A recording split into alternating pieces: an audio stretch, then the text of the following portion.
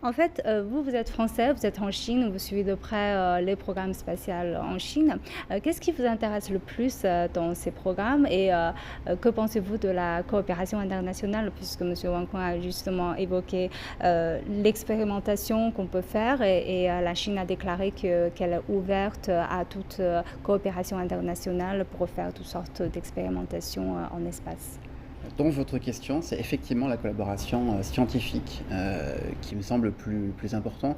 Heu, alors je rebondis sur ce que disait le professeur. C'est vrai que faire pousser des plantes en apesanteur, faire des tests d'optique et cetera, c'est absolument fascinant et surtout ça intègre, différentes disciplines de différents pays qui vont, se passionner ensemble. Donc on a des équipes de toute la planète qui potentiellement vont travailler ici. On ne sait pas exactement dans quel cadre, mais je crois qu'il y a 7 ou 8 expériences, scientifiques d'équipes internationales qui ont été sélectionnées déjà pour être, portées à l'expérimentation au courant 2022.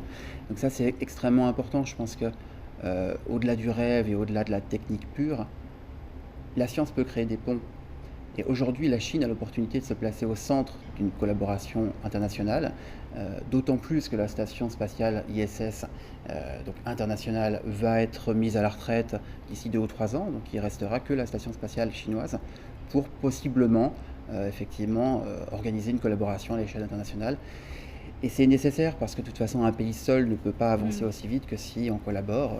Regardez l'ISS, c'est 16 pays. La station spatiale chinoise, ça a été beaucoup une collaboration entre les Russes et les Chinois. Il faut que ça continue. Saisir ça comme une opportunité, ouais. Monsieur Wang Kun, quand la Chine a déclaré qu'elle est ouverte à toutes sortes d'opérations, comment interprétez-vous, ce geste et quelles sont, selon vous, les éventuelles coopérations possibles? Donc, il faut répondre par le fait qu'on n'est pas les seuls à vouloir aller dans l'espace. Donc, il n'y a pas que les puissances, il n'y a pas que les Russes, les Américains, les Chinois, mais tous les pays du monde. Je crois que chacun des pays du monde a ce rêve.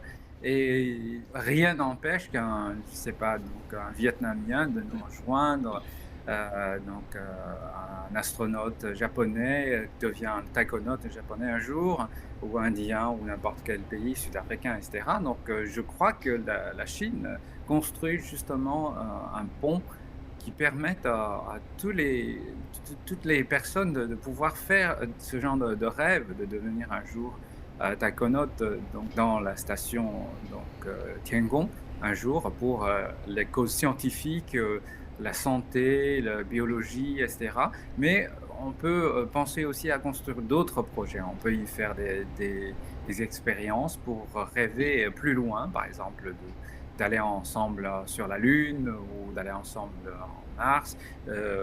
Donc la synergie est toujours plus importante qu'une seule puissance sur la planète. Et je crois que l'attitude de la Chine est toujours ouverte, c'est-à-dire même si on a été refusé, donc on veut non seulement montrer qu'on est capable de faire ce genre de choses, mais aussi qu'on veut faire ça avec le reste de la planète, parce que l'espace n'appartient à aucun pays seul.